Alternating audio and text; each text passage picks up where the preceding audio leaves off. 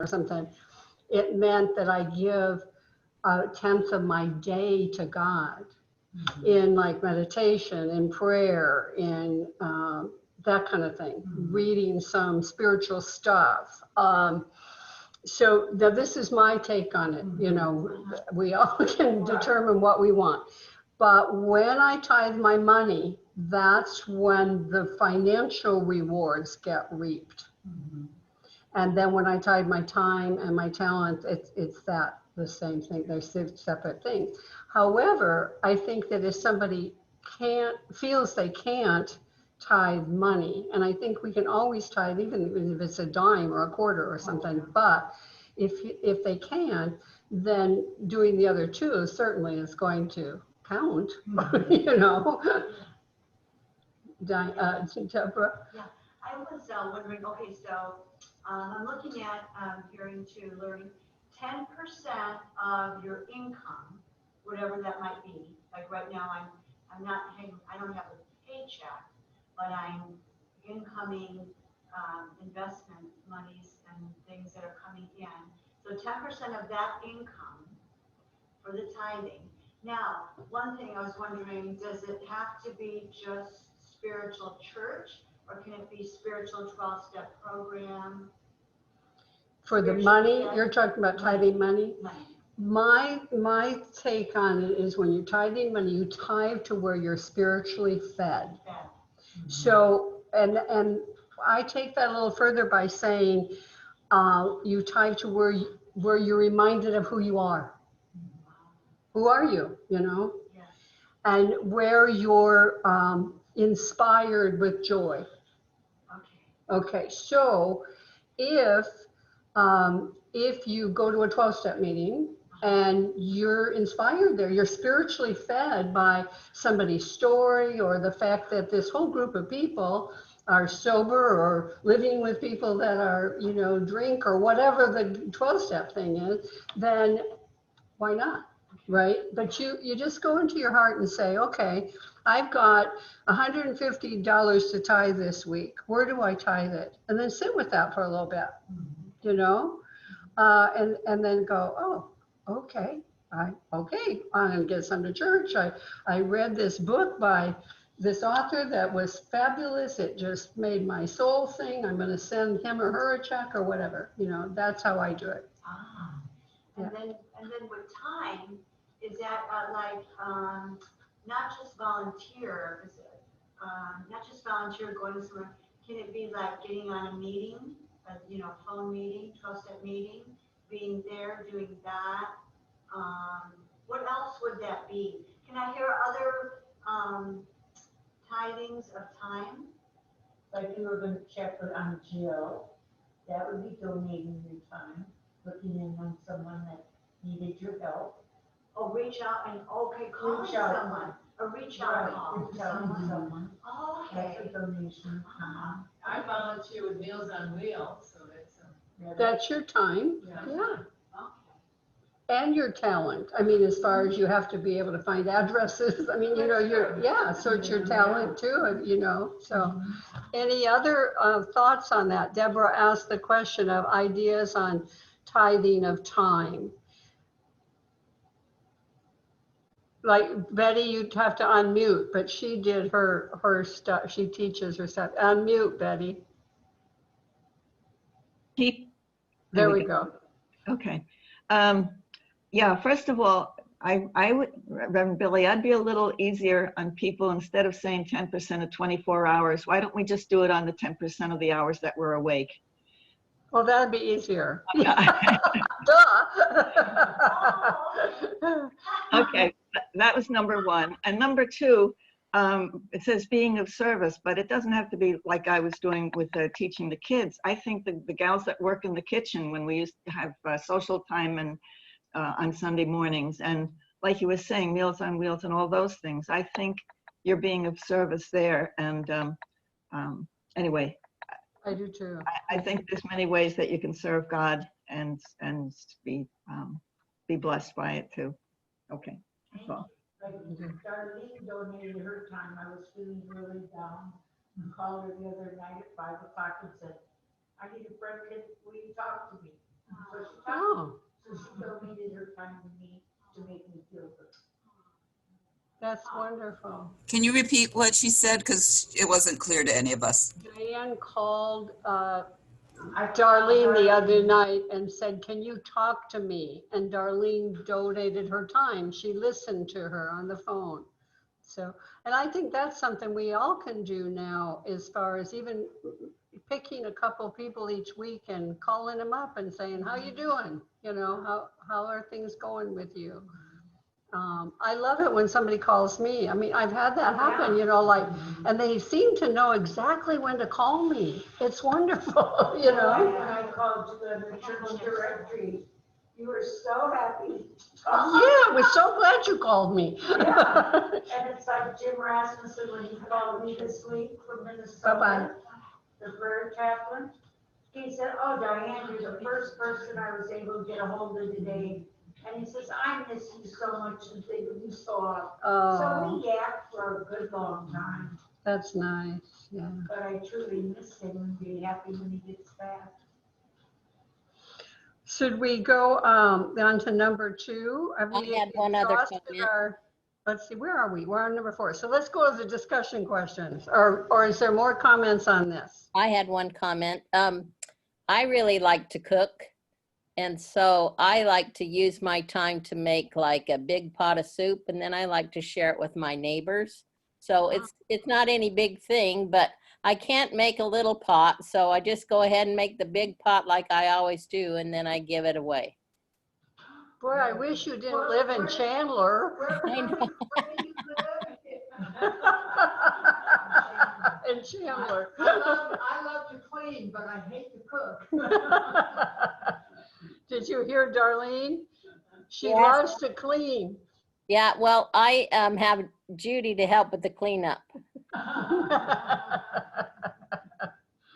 Oh, that's awesome. So should we go to discussion questions? Number 1 is share an experience of being able to forgive something very difficult to forgive. And I think we've talked about some of those. Are there any other ones you want to talk about?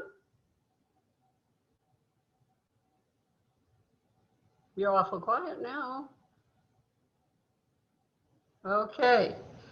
Well, I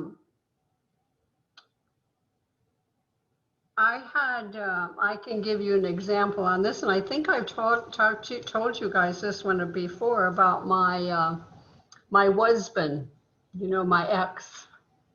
I had, my divorce was not very amicable, let's put it that way. And so I was told that I had to forgive him, you know, and pray for him every day, morning and night. And I did. I didn't mean a word of it. I didn't mean it at all. But I prayed for him every morning, and I prayed for him every night. And I prayed for the same things for him that I was praying for myself, you know, my health, wealth, and happiness. And like I said, I didn't mean a word of it for him. I just did it because I was told I had to do it. And 9 months went by, and one morning I was sitting there and I started praying for him, and my heart was lighter, and I realized that I had forgiven him, that it worked. And it was this joyous moment. And I'll never forget. I mean, I felt like I had probably released 50 pounds or something. I mean, I was light and I was happy and joyous.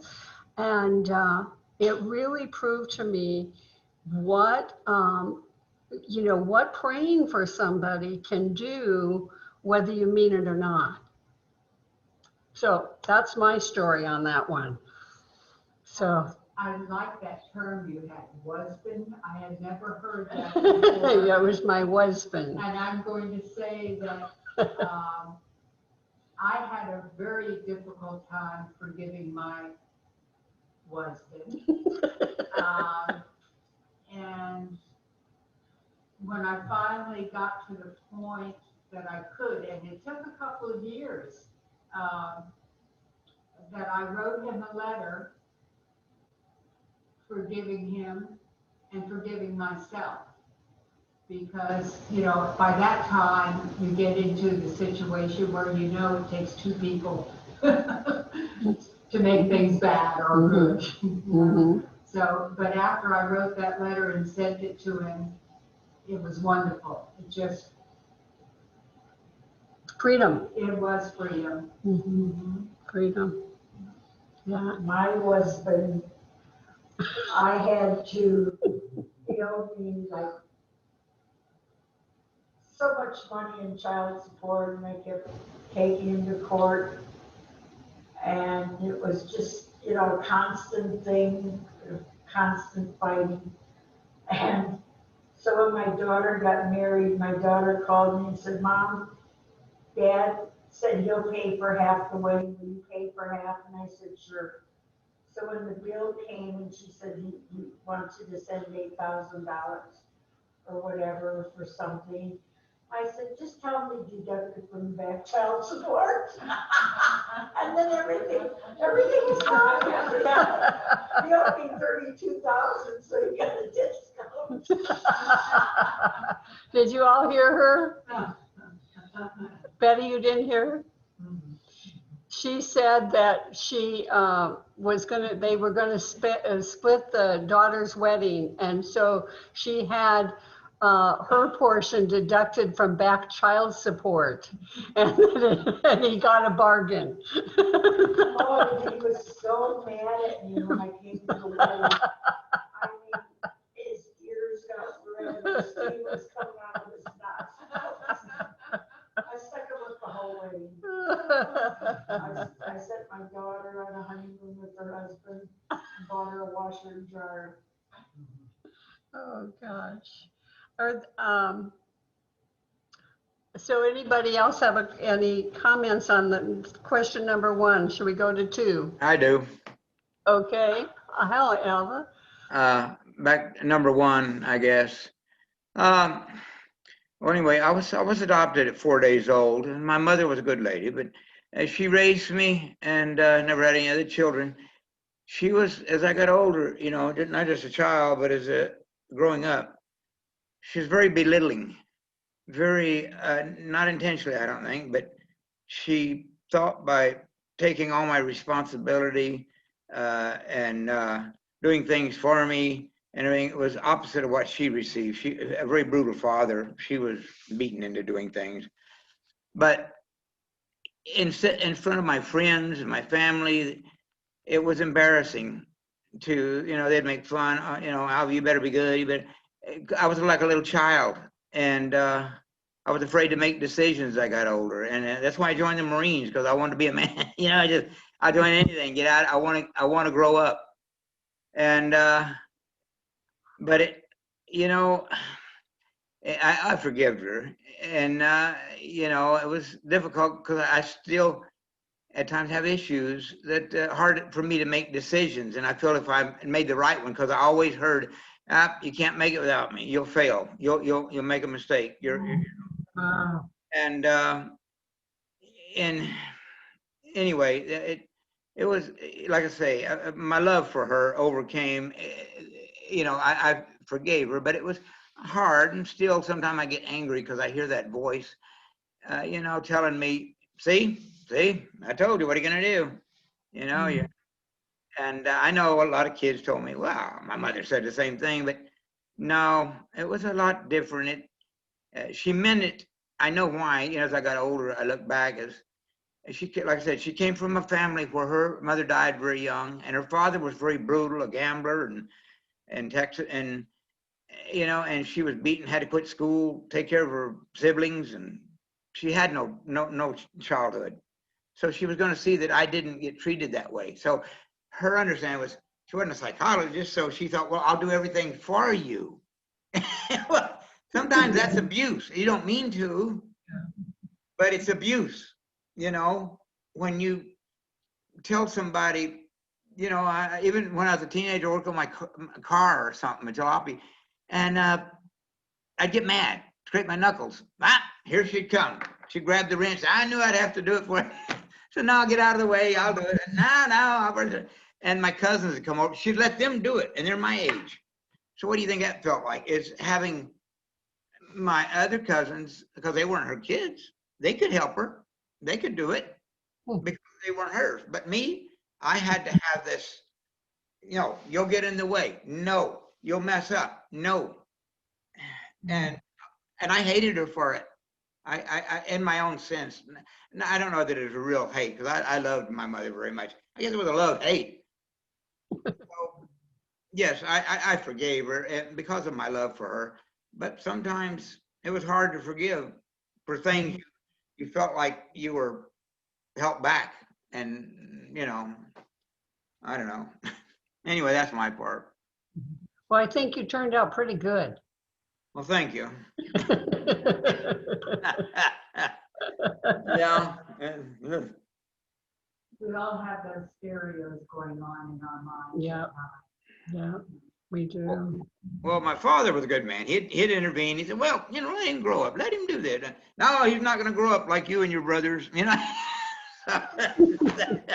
they were wild, I guess. I don't know. Maybe they were.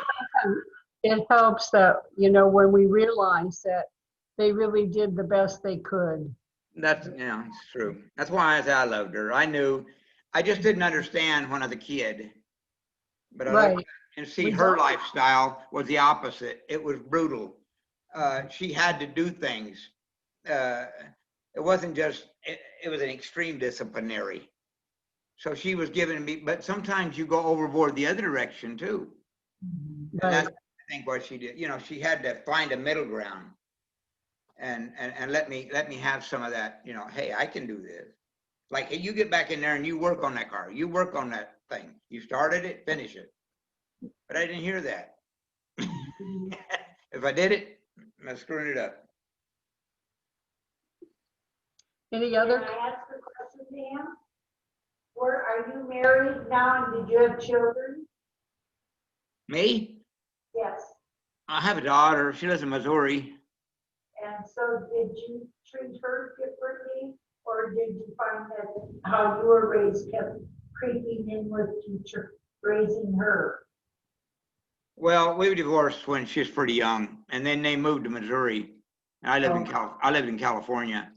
So I really didn't see her for a few years, and then we had to adjust. So I didn't really have much in the way of how she was raised. Oh, okay. But sometimes I mean, we get along, and sometimes like cats and dogs too, but we get along okay. But that's normal. I mean, I don't know, like, I just say your life is yours. I don't know any, Yeah. Mm-hmm. Anybody else want to comment on that? Yeah, this is Kathy. The first big forgiveness that I ever had to do as an adult, so as kid forgiveness, I guess, I mean, I had a good childhood, so I didn't have any big forgiveness, but the first big forgiveness turned out to be a blessing, like you mentioned earlier, and that was forgiving my teenage marriage husband for within the first couple of months of our marriage, and we were married very briefly, because within the first couple of months of our marriage, he gang raped me. And that devastated me. He before then had been the only man I'd ever been with. And so we were newlyweds, and this is what happened. And I was devastated, but it was through forgiveness. And I truly have forgiven him. I just realized he was a jackass kid at the time. But through that forgiveness of that first really big problem, it helped me to learn to forgive. And so that was the blessing that came from that, is I learned that carrying it just hurts me. Like you said, it's the poison that I'm taking, and it has, anyhow, forgiveness has enlightened me. Good. Thanks for sharing that, Kathy. Anybody else you want to move to the next one? I think Kathy kind of just answered that one. How are forgiveness and release related? When we do one, we get the other, right? Anybody want to comment on that?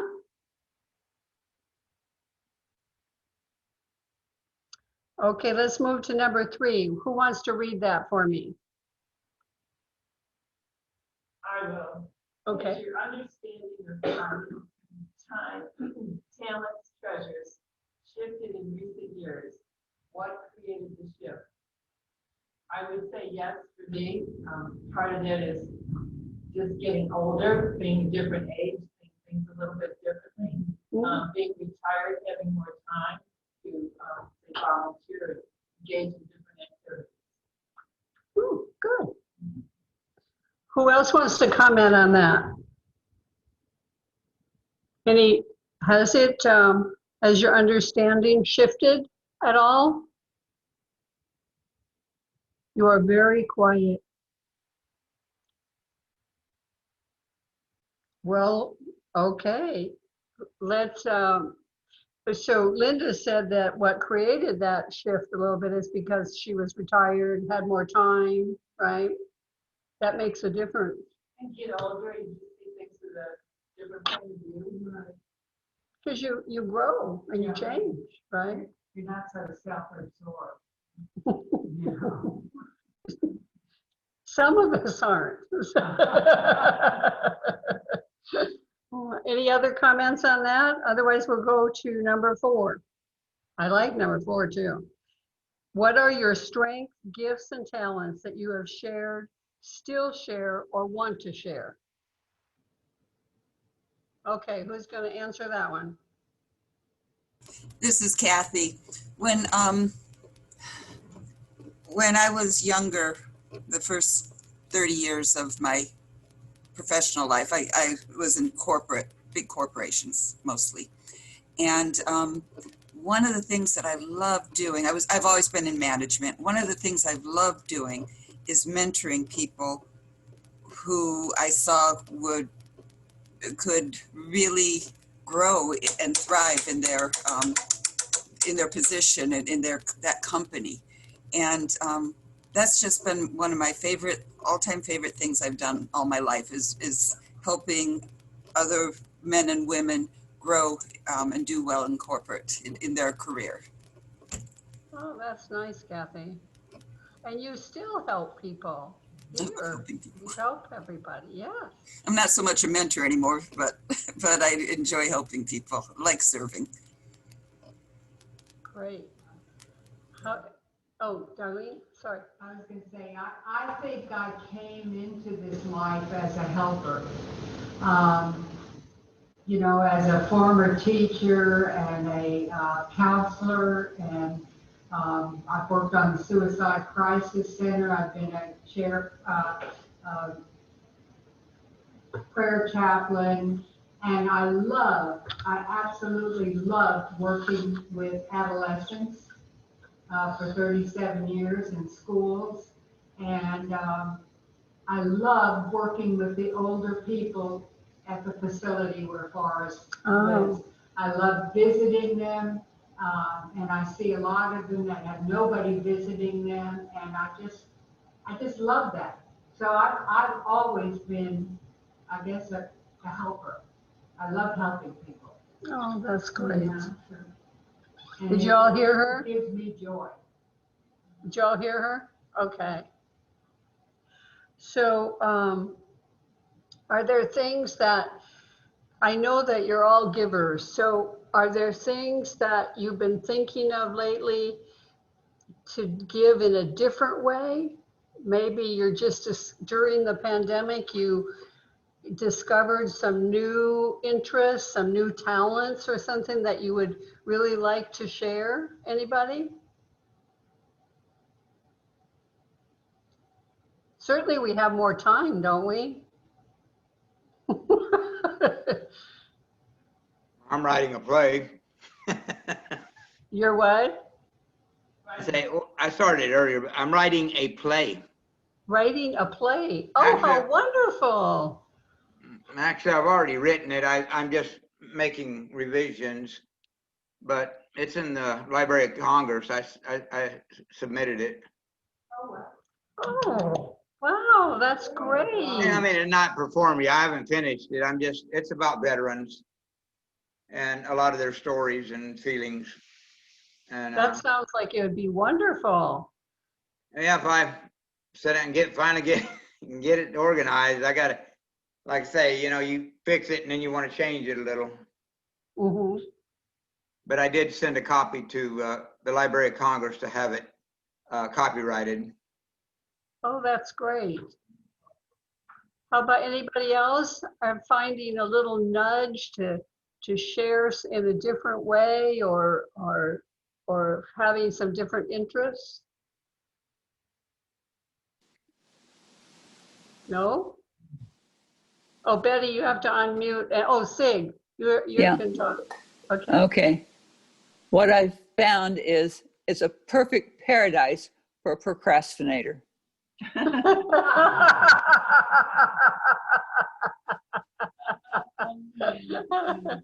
A PP, perfect for procrastinators. PPP, perfect paradise for procrastinators. That sounds like a book you could write or something. Maybe, who knows? And Betty, you wanted to share? Yeah, I'm so thankful for this Zoom opportunities, and there's so many now. Unity weekend of prayer and all that, and Arizona Faith Movement Network is having a series now on prison reform, and they interviewed a guy who was on death row for 22 years and so on. And these are Zooms so that you can add comments. You can't talk back and forth like we do here, but you can put something in a chat room and so on. So it's a way to have an interaction when I'm sitting in my living room and not able to be interacting with any place anywhere else. So I'm thankful for that. And I think we're going to see it being used even after the pandemic is over, that it's a way to reach people and have input, not just have to sit there and listen to other people. You can also have your input. So it's a great opportunity. Nice. Thank you, Betty. Well, we're running out of time. So I'm going to let you answer number 4 for yourself. Oh, no, we did that one. Never mind. Let's look at the practices really quickly. So, and then we'll pray out. Each evening this week, take time to forgive yourself for any way you talk to yourself that was unkind. Okay? Carve out time this week to reflect on people, institutions, organizations, things like the virus to forgive, that you are willing to bless by wishing for them all the good things you wish for yourself. Remember, like I did with my husband. Find a place to be of service, to tie to 10% of your time and talents.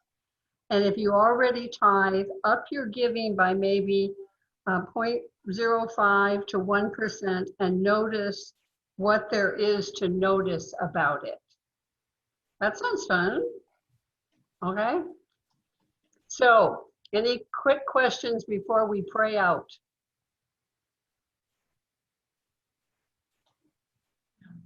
No? Okay. Let's close our eyes and just think for a moment about forgiveness, about giving up the false for the true, giving up the story for freedom, giving for giving. And let us think through about tithing of our time, our talents, and our treasure. Giving thanks that we are able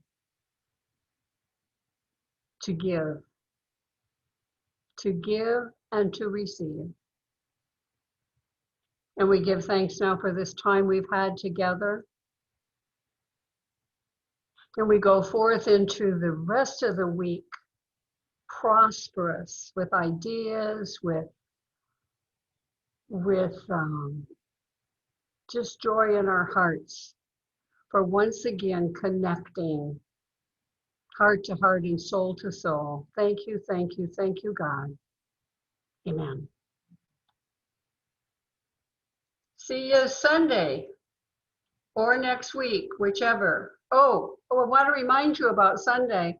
We do the Zoom for fellowship now. If you don't come to church, then at 11:45, I'm going on Kathy's computer in the office, and we're doing Zoom fellowship where we talk a little bit about the lesson and stuff, or whatever you want to talk about.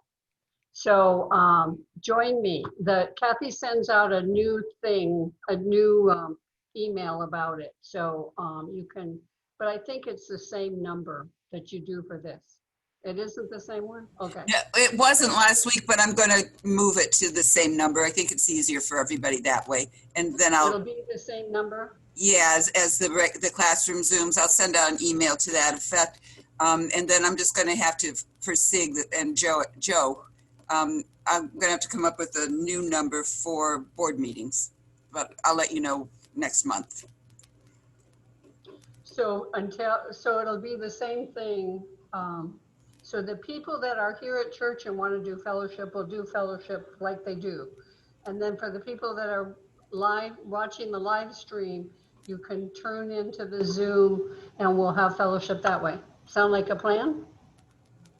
Okay, it was fun last week, wasn't it, Arlene? And Alva, you were on there too. It was fun. So I'm looking forward to it again. It'll be good. Darlene wants to say something. Yeah, on Saturday, they're having a prayer march in Washington DC. And it's gonna be televised, my understanding is. And the purpose of it is to pray for all the stuff that's been going on in our country. So if y'all want to check on TV or whatever, it's Saturday, it'd be a good time for everyone to pray together. Oh, good, thank you. All right, have a good week. Mwah, mwah. Here's the hug coming, okay.